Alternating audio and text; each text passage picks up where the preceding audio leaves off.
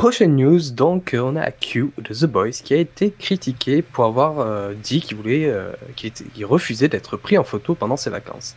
Donc voilà, donc il a décidé de faire un petit break et il a spécifiquement demandé à ses fans de ne pas se faire prendre en photo durant ses vacances et agir comme s'ils se connaissaient. Comme c'est vrai qu'en général, les fans ont tendance à faire, les fans coréens, avec leurs idoles quand ils sont en break. Et donc voilà, donc il a envie qu'on respecte un peu son intimité et son repos.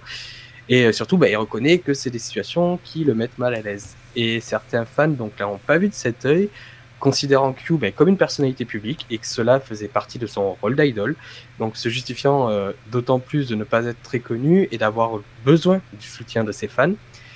Petite sauce pour Q.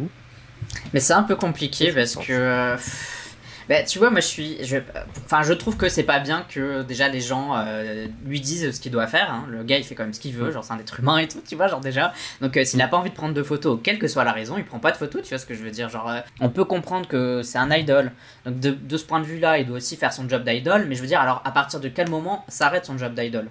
À quel moment on dit voilà, il a terminé sa journée de travail et tu vois ce que je veux dire? Ou est-ce qu'il a, à partir du moment où vous êtes idol, bah du coup t'as idol 24 heures sur 24 quoi.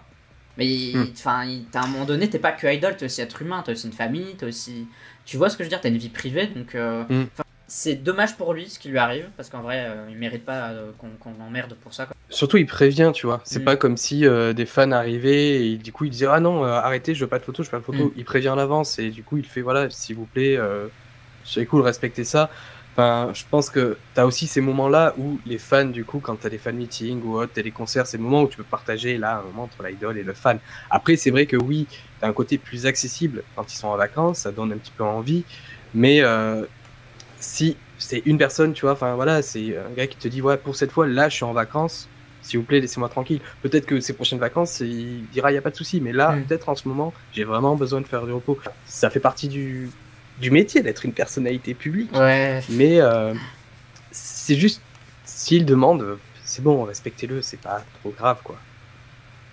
Alors, je pense que c'est légitime, après je comprends, les fans, ça peut être une occasion unique. En fait, moi je peux comprendre que des fans soient déçus. Genre, la déception, Oui. c'est un sentiment normal, etc. Il y a genre, voilà.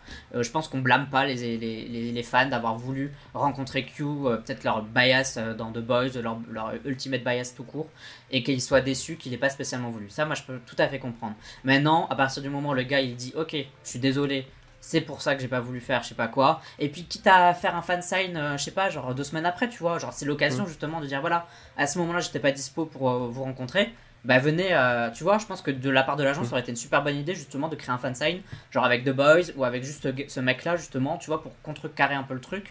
Et là je pense que ça aurait été sympa quoi, mais que après les gens lui en veulent même après les explications, bon c'est un peu dur quoi.